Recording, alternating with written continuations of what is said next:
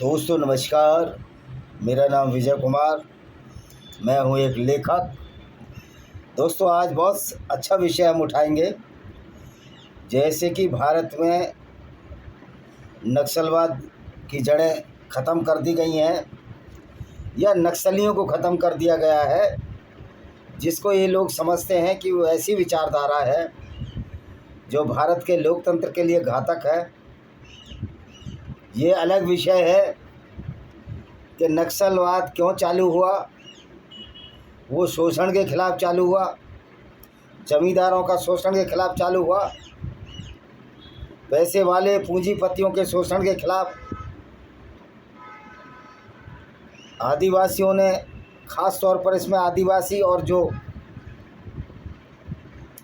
जमींदारों के खिलाफ हथियार उठा लिए, यानी कि जब इसका स्वरूप विध्वंसक हो गया, क्योंकि सीधी बात है कि लोग आसानी से मानते नहीं हैं। कोई पूंजीपति क्यों चाहेगा कि वो ज़मीन का दोहन ना करे, जल का दोहन ना करे और उसमें दूसरों को हिस्सा ना दे, क्योंकि पूंजीवादी व्यवस्था ऐसी होती है जो सिर्फ़ और सिर्फ अपना फ़ायदा देखती है। जो नोएडा में आंदोलन हुआ वो भी उसी की परिणति थी, जिसमें मज़दूरों को कम तनख्वाहें दी जा रही थी और हमारे यशस्वी मुख्यमंत्री साहब योगी आदित्यनाथ कहने को तो बीएससी हैं मैथमेटिक्स से, लेकिन उनको ये नहीं पता कि तुम मुझे खून दो मैं तुम्हें आज़ादी दूँ, ये किसने बोला था। ये सुभाष चंद्र बोस जी का कहा, सुभाष चंद्र बोस ने इनका वाक्य था, लेकिन उसको स्वामी विवेकानंद का वाक्य बता दिया। जब इस तरह के मूर्ख व्यक्ति इस देश पर राज करेंगे तो सब यही होता है। तो मैं इन मूर्ख राजनेताओं से पूछना चाहता हूँ, जो हिंदुत्व का दम कर भरने वाले हैं, जो विजय शर्मा गृह मंत्री हैं छत्तीसगढ़ के, तो नक्सली समस्या का तो उन्मूलन आप कर रहे हैं, क्योंकि आपके कथनानुसार नक्सली निरसन सत्याग्रह करते हैं, तो आपकी पुलिस भी तो यही काम कर रही है। मेरे 17-18 साल के लड़के नक्सली आंदोलन में जा रहे हैं, तो क्यों जा रहे हैं, इस पर आपने कभी विचार किया? देखिए, गरीबों, अमीर अगर गरीब का हक छीनेगा तो इस तरह की विचारधाराएं जन्म लेती रहेंगी। आप उनको नक्सली नाम दो, आप उनको किसान नाम दो, आप मजदूर क्रांति का नाम दो, लेकिन ये रहेंगी। अच्छी बात है, नक्सली छोड़कर आ रहे हैं, मुख्य धारा में आ रहे हैं, तो हम नक्सलियों के नेताओं से यही कहना चाहता हूं कि इस विचारधारा को आपको जिंदा रखना है, लोकतांत्रिक तरीके से, कि गरीबों का शोषण अमीर कर रहे हैं और अमीरों द्वारा गरीबों का शोषण हम होने नहीं देंगे। लेकिन जब इन्हीं ऐसे लोगों को, ऐसे नेताओं को पूंजीपतियों की सरकारों द्वारा, पूंजीपतियों द्वारा खरीदी सरकारों द्वारा, चाहे वो बीजेपी की सरकार हो, चाहे वो कांग्रेस की सरकार हो, इन पर दमन चक्र चलेगा, तो क्या फिर ये हथियार नहीं पकड़ेंगे? वो तो शुक्र मनाओ कि 10-20 हज़ार लोगों ने हथियार पकड़ा है। अगर करोड़ों लोग दमन के खिलाफ हथियार पकड़ लेंगे तो आपका क्या होगा, कभी सोचा है? मैं विजय शर्मा जी से पूछना चाहता हूँ कि जो नक्सलियों से भी जो खतरनाक विचारधारा है वो है इस्लामिक जिहाद, क्योंकि इस्लाम खुद में एक बहुत बड़ा आतंकवाद है। मैंने इस पर 10 किताबें लिखी हैं और आपके छत्तीसगढ़ में ही छपी हैं, छत्तीसगढ़ के बिलासपुर शहर में छपी हैं। मैं छत्तीसगढ़ में रहा हूँ। इन्वेडर्स एंड हिडन फैक्ट्स है और बहुत सी हैं, डिस्क्रिमिनेटेड हिंदूज है। क्या आपने उन पर विचार किया है?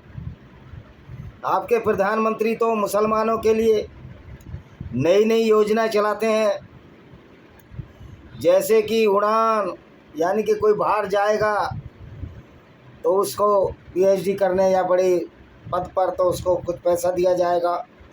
शादी शगुन मुसलमानों के लिए 51,000, उनकी लड़कियों के लिए और ऐसी दस्तक जिसमें इनको दस्तकारी का काम सिखाया जाएगा। अब ये आप कहोगे कि वो तो हम इसलिए सिखा रहे हैं कि मुसलमान देश की मुख्य धारा में आएँ। देखिए, मुसलमान जो सच्चा मुसलमान है, जो इस्लामिक जिहाद को मानता हो, देश की मुख्य धारा में आ ही नहीं सकता, क्योंकि इस्लामिक जिहाद और नक्सलियों में ये फ़र्क है। जहाँ नक्सली अपनी जल जमीन जंगल की लड़ाई के लिए लड़ता है, जो उनका मैनिफेस्टो है, वहाँ इस्लाम देश की ज़मीन, क्योंकि ये काफिरों की ज़मीन है, ये गैर मुस्लिमों की ज़मीन है, उसको काबू करने के लिए लड़ता है। क्योंकि झूठे अल्लाह के नाम पर दोस्तों, इन्होंने झूठे अल्लाह के नाम पर, ये कुरान में लिखा है कि सारी ज़मीन अल्लाह की है। वो अलग बात है, अल्लाह कहीं है नहीं और सारी ज़मीन अल्लाह की है, तो हर जगह मज़ारें बनती हैं, हर जगह मस्जिद बनती हैं, हर जगह मदरसे बनते हैं। तो छत्तीसगढ़ सरकार हो या भारत सरकार हो, इस्लामिक जिहाद रोकने के लिए क्या काम कर रही है, ये मेरा उनसे सवाल है। और विजय शर्मा जी को मैं कहना चाहता हूँ कि आप कुरान का अध्ययन कर लें, ढंग से अध्ययन कर लें, और आप पाएंगे कि कुरान एक नक्सलवाद से भी खतरनाक है। नक्सलवाद जहाँ ज़मीन जंगल के लिए पूंजीपतियों से अपनी ज़मीन लूटने के लिए संघर्ष कर रही है विचारधारा, गो कि उनका मार्ग सशस्त्र क्रांति का मार्ग, निर्दोषों का खून बहाने का मार्ग गलत हो सकता है। तो नक्सलियों से ज़्यादा खतरनाक तो पुलिस है। क्या ये निर्दोषों का खून नहीं बहाती है? जगह जगह अभी उत्तराखंड सरकार में, जो बीजेपी की सरकार है, केशव थलवाल के सिर पर मूत्र कर दिया गया। तो पुलिस और नक्सली में तो कोई अंतर नहीं रह जाता, बल्कि जस्टिस आनंद नारायण मुल्ला ने तो कहा था कि पुलिस सशस्त्र गुंडों का एक समूह है, वर्दीधारी गुंडों का, जो कि इलाहाबाद के न्यायाधीश थे। तो फिर मैं पूछना चाहता हूं छत्तीसगढ़ सरकार से कि आप लोग इस्लामिक जिहाद के खिलाफ क्यों नहीं लड़ रहे हैं? तो इस्लामिक जिहाद का ही मतलब है, इस्लाम का उद्देश्य यही है कि पूरी दुनिया में इस्लाम छा जाना और सारी ज़मीनों को अल्लाह के नाम पर कब्जे कर लेना। तो नक्सली विचारधारा तो गरीबों के लिए लड़ रही है, लेकिन जो इस्लामिक विचारधारा है, ये तो सिर्फ इनका उद्देश्य है कि पूरी दुनिया में, पूरे भारत में मुसलमान ही मुसलमान हो। और झूठे अल्लाह के नाम पर ये लोग किस तरह, इस्लामिक जिहाद का मतलब है कि जो मुसलमान ना बने, जो इस्लाम को ना माने, उनको कत्ल कर दो, उनकी औरतों को बंधक बनाकर बलात्कार कर दो। कहीं कहीं मैंने वीडियो में देखा था कि नक्सली शोषण करते हैं महिलाओं का। वो तो नक्सली विचारधारा नहीं है, लेकिन इस्लाम की तो विचारधारा है कि गैर मुस्लिम औरतों को लूटकर उनको बाज़ारों में बेचो। और ये काम उनके प्यारे नबी मोहम्मद ने भी किया था, जब बनु कुरैज़ा कबीले की यहूदी लड़कियों को इन्होंने नजद, जो कि सऊदी अरब की ऊंची भूमि है, हाईलैंड है, वहाँ पर बेचा था और उसके बदले घोड़े हथियार खरीदे थे। तो मैं बीजेपी की सरकार से पूछना चाहता हूँ, जितना ये अमित शाह नक्सलियों के पीछे पड़े हैं, उतना इस्लामिक जिहाद के पीछे क्यों नहीं पड़े?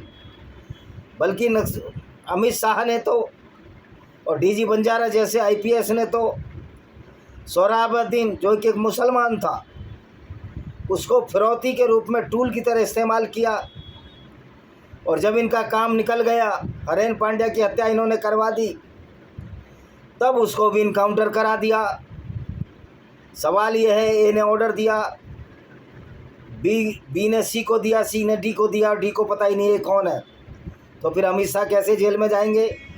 हालांकि ये जेल में गए, लेकिन फिर भी अमित शाह का नार्को टेस्ट क्यों नहीं हुआ?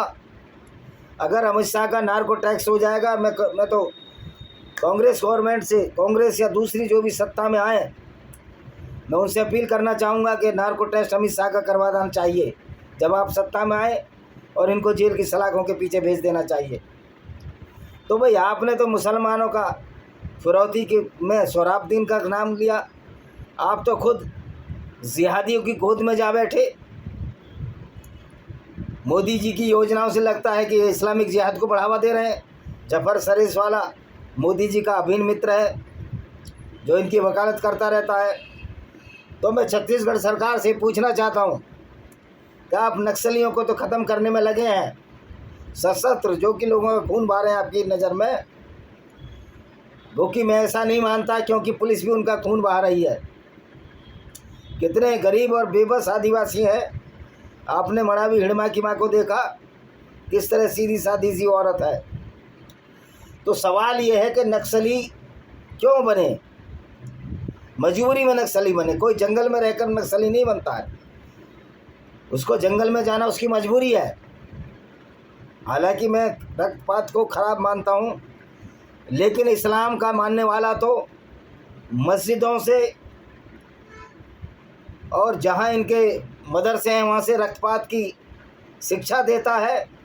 क्योंकि आप पूरे कुरान में, मैं विजय शर्मा को कहना चाहता हूँ, आप हर मस्जिद पर सीसीटीवी कैमरे लगाइए, हर मदरसे में सीसीटीवी कैमरे लगाइए, आप देखो क्या शिक्षा दे रहे हैं। वो सिर्फ़ और सिर्फ भारत को दारुल उलूम बनाने की शिक्षा दे रहे हैं, जो कि दारुल अरब है, यानी कि गैर मुस्लिम मेजॉरिटी है। तो ये नक्सली विचारधारा के खिलाफ लड़ने से ज़्यादा जरूरत थी इस्लामिक जिहाद की, जो कि एक लिखी हुई विचारधारा है जिसमें गैर मुस्लिमों का कत्ल करना है। और कुरान के हिसाब से विजय शर्मा जो गृह मंत्री हैं छत्तीसगढ़ के, वो भी काफिर हैं और वाजिब कत्ल हैं। तो क्या कोई राजनेता नक्सली समस्या के खिलाफ खड़ा होता है, वो कभी इस्लामिक जिहाद के खिलाफ खड़ा होने की हिम्मत करेगा? या उस मूर्ख को पता ही नहीं है कि वास्तव में इस्लाम नक्सलवाद से भी खतरनाक है? तो दोस्तों, इसी के साथ हम इस वीडियो को विराम देते हैं। वंदे मातरम, जय हिंद।